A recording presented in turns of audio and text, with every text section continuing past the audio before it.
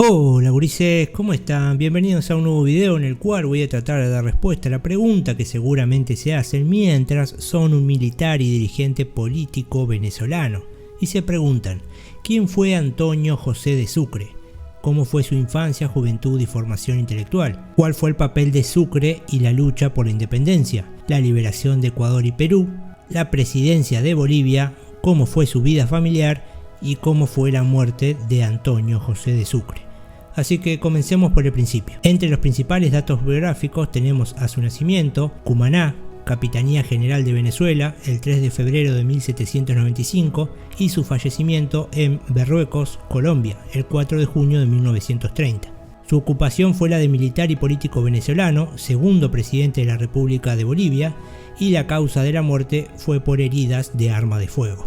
Ahora bien, ¿quién fue Antonio José de Sucre? Fue un militar y dirigente político venezolano que tuvo un destacado rol en la lucha por la independencia de Hispanoamérica. Como lugarteniente de Simón Bolívar entre 1821 y 1822 dirigió la campaña militar que permitió concretar la independencia del Ecuador. En el Perú comandó las fuerzas patrióticas en la batalla de Ayacucho, que en 1824 puso fin a la dominación española en América del Sur. En 1825 ocupó el Alto Perú y presidió la creación de la República de Bolivia, de la que fue su presidente hasta 1828. Tuvo una vida breve pero intensa, en la que su inquebrantable fidelidad a los ideales bolivarianos de unidad y centralización del poder determinaron su asesinato a manos de los defensores de los particularismos regionales. Pasemos entonces a hablar de cómo fue su infancia, juventud y formación intelectual.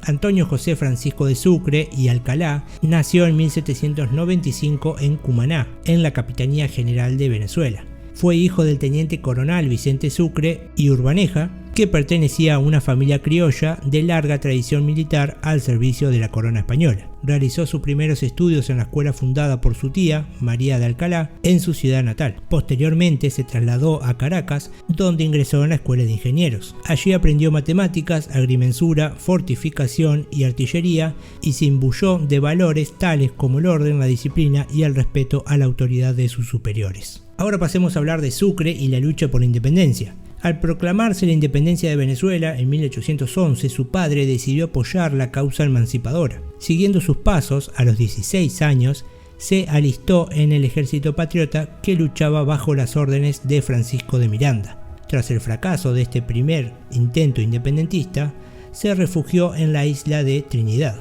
Allí conoció a Santiago Mariño, a quien acompañó en la expedición de reconquista de Venezuela, durante la cual tomó Cumaná en 1813. A partir de 1815 combatió en Guayana y el Bajo Orinoco bajo las órdenes de los generales Manuel Piar y José Francisco Bermúdez en un nuevo intento emancipador. En 1818 marchó a Angostura, donde Bolívar había instalado su cuartel general. Allí se ganó la amistad y el respeto del Libertador y se convirtió en uno de sus mejores lugartenientes. Bajo sus órdenes participó en las campañas que permitieron gobernar Nueva Granada y fundar la Gran Colombia.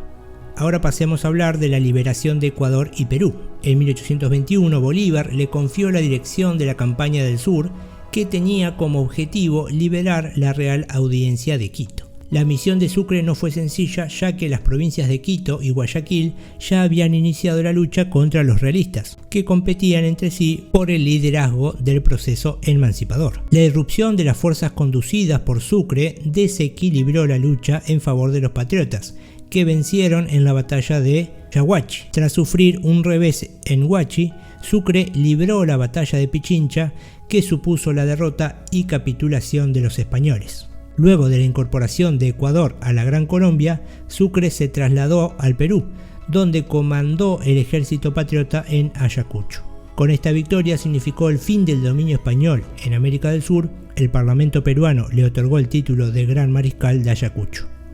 Ahora pasemos a hablar de su presidencia de Bolivia. En 1825 lideró la liberación del Alto Perú, durante la cual convocó a una asamblea que promulgó la independencia de Bolivia y lo designó como presidente vitalicio de la nueva república. Guiado por ideales igualitarias, promovió la abolición de la esclavitud, distribuyó tierras entre los indígenas y creó escuelas primarias y colegios de estudios superiores. A principios de 1828, las tensiones provocadas por quienes aspiraban a la unión entre Bolivia y Perú culminaron en el motín de Chuquisaca, durante el cual Sucre fue herido en su brazo derecho.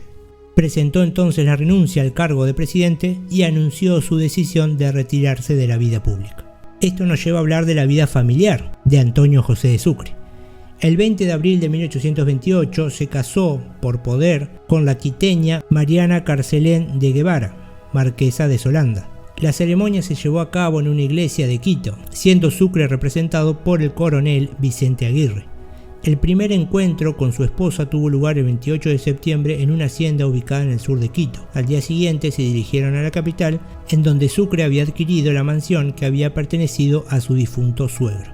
La felicidad de la vida conyugal fue interrumpida por el inicio de una guerra entre Perú y la Gran Colombia, durante la cual Sucre logró derrotar a los peruanos y poner fin al conflicto. Superado el peligro, regresó al lado de su esposa, que el 10 de junio de 1829 dio a luz a una niña, a la que el mariscal llamó Teresa, en honor a sus dos abuelas.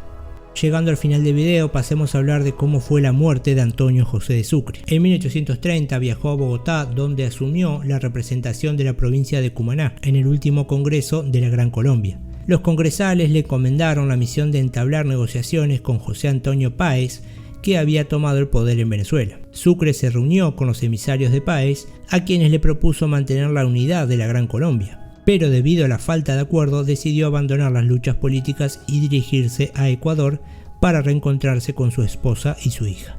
En el camino de regreso a Quito recibió 4 disparos mortales en una emboscada preparada por José María Obando, que era partidario del federalismo. Su cadáver permaneció 24 horas en el lugar del crimen hasta que los habitantes del lugar le dieron sepultura. Algunas semanas después, su esposa lo hizo desenterrar para llevarlo a una propiedad familiar en las afueras de Quito. En 1900, sus restos fueron trasladados a la Catedral Metropolitana de Quito, donde años después se construyó el mausoleo donde aún permanecen y se les rinde homenaje. Bien, hasta acá el video de hoy, espero que les haya parecido interesante o les haya sido de utilidad. Si es así, los invito a que le den me gusta al video, a que se suscriban al canal y, como ya saben, hasta otro dato de color.